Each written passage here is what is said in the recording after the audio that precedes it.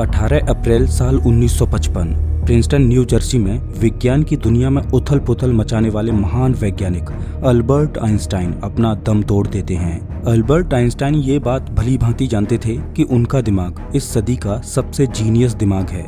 Einstein नहीं चाहते थे कि उनके मरने के बाद उनके शरीर पर कोई भी वैज्ञानिक शोध की जाए। इस वजह से अल्बर्ट आइंस्टाइन ने पहले से ही ये इंस्ट्रक्शंस दे रखे थे कि उनके मरने के बाद उनके शरीर के साथ कोई भी छेड़खानी किए बगैर उनका विधिवत अंतिम संस्कार किया जाए। लेकिन जिस बात का अल्बर्ट आइंस्टाइन को डर था वही हुआ। आइंस्टाइन के देहांत के बाद प्रिंसटन हॉस्पिटल के चीफ पैथोलॉजिस्ट थॉमस हार्वी को ये जिम्मेदारी सौंपी गई कि वो अल्बर्ट आइंस्टाइन के मृत शरीर की ऑटोप्सी करके ये पता लगाए कि आइंस्टाइन का निधन कैसे हुआ। डॉक्टर हार्वी उस कमरे में प्रवेश करते हैं जिसमें एक टेबल पर अल्बर्ट आइंस्टाइन का शव पड़ा था। लेकिन डॉक्टर हार्वी के दिमाग में आइंस्टाइन की ऑटोप्सी करने के अलावा कुछ और ही चल रहा था। डॉक्टर हार्वी को लग रहा था कि आइंस्टाइन के दिमाग में कुछ तो ऐसा सीक्रेट है जिसकी वजह से आइंस्टाइन एक नॉर्मल नहीं बल्कि एक जीनियस व्यक्ति हैं। आइंस्टाइन के दिमाग का सीक्रेट जानने के लिए हार्वी ने आइंस्टाइन के शरीर से उनके दिमाग को निकालकर उसे चुरा लिया। नमस्कार दोस्तों, मैं हूं श्याम तोमर, स्वागत करता हूं आपका इस वीडियो में। दोस्तों, अल्बर्ट आइंस्टाइन के भौतिकी में दिए गए सिद्धांतों के बिना आज हमारी ब्रह्मांड के बारे में जानकारी बहुत ही सीमित होती। अल्बर्ट आइंस्टाइन ने हमें इस ब्रह्मांड को देखने का एक नजरिया दिया। आइंस्टाइन की थ्योरी ऑफ रिलेटिविटी के सिद्धांत ने हमें ये बताया कि समय क्या है, ब्रह्मांड में समय किस रफ्तार से चल रहा है, कैसे अलग अलग ग्रहों पर समय की चाल अलग अलग होती है, कैसे रफ्तार समय को धीमा कर देती है, कैसे हम टाइम ट्रेवल कर सकते हैं। अल्बर्ट आइंस्टाइन ने अपने सिद्धांत उस समय में दिए जब टेक्नोलॉजी इतनी एडवांस नहीं थी। आइंस्टाइन एक विलक्षण प्रतिभा वाले व्यक्ति थे। उनका दिमाग उनकी सदी का सबसे जीनियस दिमाग था और आइंस्टाइन के दिमाग के इन्हीं रहस्यों को समझने के लिए डॉक्टर हार्वी से बेहतर मौका किसी और के पास नहीं था। डॉक्टर हार्वी ने इस मौके का फायदा उठाने के लिए इस बात की बिल्कुल भी परवाह नहीं की कि बाद में उनके साथ क्या होगा।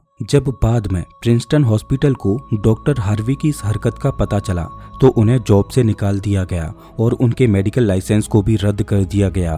फिर बाद में डॉक्टर हार्वी ने अल्बर्ट आइंस्टाइन के बेटे हांस अल्बर्ट से आइंस्टाइन के दिमाग पर शोध करने के लिए कानूनी तौर पर अनुमति मांगी। डॉक्टर हार्वी अल्बर्ट आइंस्टाइन के ब्रेन को हमेशा अपने साथ रखते थे, जिस वजह से हार्वी और उनकी पत्नी में अक्सर झगड़ा होता रहता था और एक दिन झगड़ा इतना बढ़ गया कि दोनों के बीच डिवोर्स हो गया। डॉक्टर हार्वी ने अल्बर्ट आइंस्टाइन के ब्रेन के बहुत सारे फोटोग्राफ्स लिए। उन्होंने आइंस्टाइन के ब्रेन के 240 टुकड़े करके उन्हें अलग अलग जार में प्रिजर्व किया। साल दर साल गुजरती जा रही थी। डॉक्टर हार्वी को आइंस्टाइन के ब्रेन के बारे में कुछ समझ ही नहीं आ रहा था। फिर उन्होंने डिसाइड किया कि वो आइंस्टाइन के ब्रेन के अलग अलग हिस्सों को दुनिया के जाने माने न्यूरोपैथोलॉजिस्ट को भेजेंगे और उन्होंने ऐसा ही किया। अल्बर्ट आइंस्टाइन के ब्रेन को चोरी हुए अभी तक करीब 30 साल बीत चुके थे और 30 सालों के बाद पहली बार साल 1985 में आइंस्टाइन के दिमाग पर कोई स्टडी पब्लिश की गई। रिसर्च में पता चला कि आइंस्टाइन के दिमाग का एक हिस्सा, जिसे कॉर्पस कोलोसम बोला जाता है, वो आम इंसानों के दिमाग से ज्यादा बड़ा था। दरअसल इंसानी दिमाग दो अलग अलग हिस्सों में बटा होता है और दिमाग के दोनों हिस्सों का अलग अलग काम होता है। जैसे कि लेफ्ट ब्रेन बोलने, समझने और मैथमेटिकल कैलकुलेशंस करने इत्यादि में काम करता है, वहीं राइट ब्रेन लॉजिकल चीजों को देखता है, जैसे कि क्रिएटिविटी, अलग अलग शेप्स को पहचानना इत्यादि। दिमाग के इन दोनों हिस्सों को जोड़ने का काम एक ब्रिज का होता है, जिसे कॉर्पस कोलोसम बोला जाता है। और जितना बड़ा कॉर्पस कोलोसम होगा उतना ही ज्यादा लेफ्ट और राइट ब्रेन के बीच में इंफॉर्मेशन का आदान प्रदान होगा और ब्रेन ज्यादा एफिशिएंट तरीके से काम करेगा।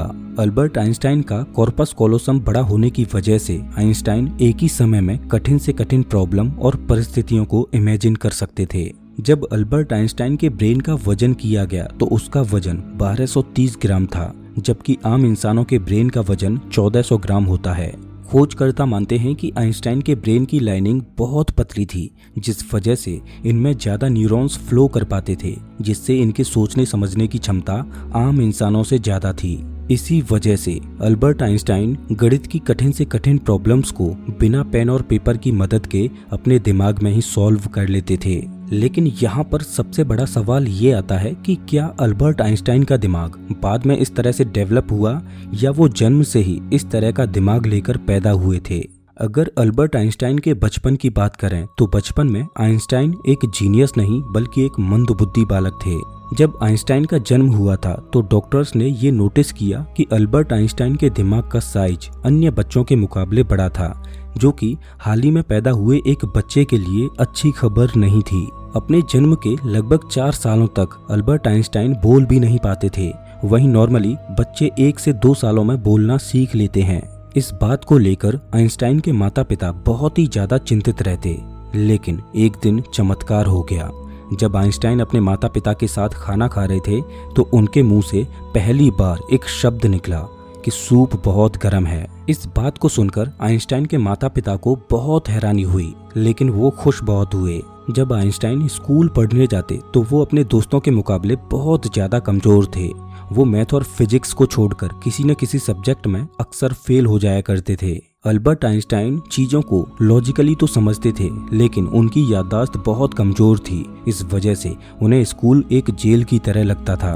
वो गणित के नंबर्स को लॉजिकल तरह से प्रोसेस करते थे, लेकिन उन्हें रट्टा लगाकर याद करना नहीं आता था। जब आइंस्टाइन 12 साल के थे तब उनकी फैमिली टीचर अपनी ज्योमेट्री की किताब आइंस्टाइन के पास भूल गई और आइंस्टाइन ने एक ही दिन में उस किताब को पढ़कर अपने ज्योमेट्री के सारे कॉन्सेप्ट क्लियर कर लिए और सिर्फ 14 साल की उम्र में उन्होंने इंटीग्रल और डिफरेंशियल कैलकुलस में महारत हासिल कर ली थी। अल्बर्ट आइंस्टाइन ने मैथ और साइंस में इतनी पकड़ बना ली थी कि जब भी वो क्लास में कोई सवाल पूछने के लिए अपना हाथ खड़ा करते तो अच्छे अच्छे प्रोफेसर्स घबराने लगते थे, क्योंकि आइंस्टाइन के सवाल टीचर्स के ऊपर से निकल जाते।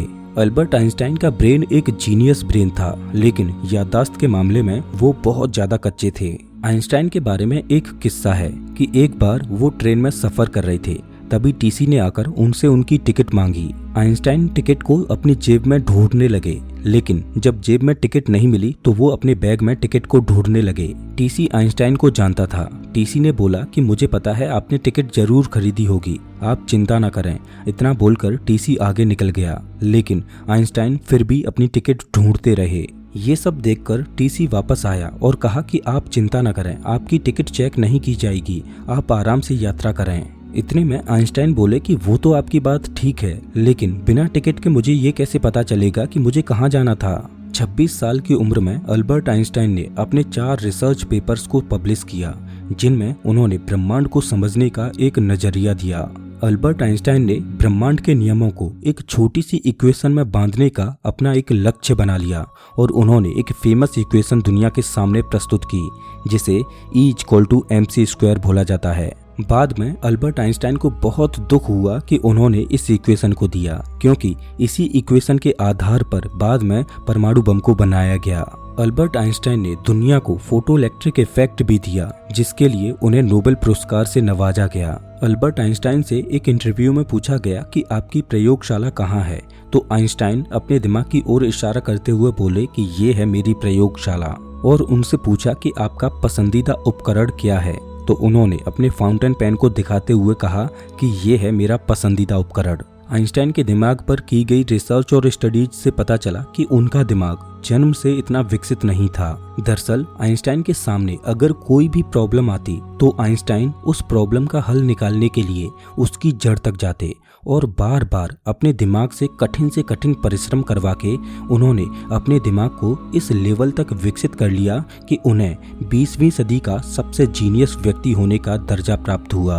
अल्बर्ट आइंस्टाइन का जीनियस दिमाग आज भी अमेरिका के द मटर म्यूजियम में बड़ी हिफाजत से माइक्रोस्कोपिक फिल्म्स में प्रिजर्व करके रखा गया है। जिस तरह से हमारे फेवरेट साइंटिस्ट अल्बर्ट आइंस्टाइन हैं, उसी तरह से अल्बर्ट आइंस्टाइन को गैलीलियो गैलीली बहुत ज़्यादा पसंद थे, क्योंकि गैलीलियो गैलीली ही वो व्यक्ति थे जिन्होंने अंतरिक्ष विज्ञान की शुरुआत की थी। गैलीलियो के समय का वो दौर था जहाँ विज्ञान के लिए कोई भी जगह नहीं थी। अगर कोई भी व्यक्ति विज्ञान की बात करता या बाइबल के खिलाफ जाता तो उसे आजीवन कारावास में डाल दिया जाता।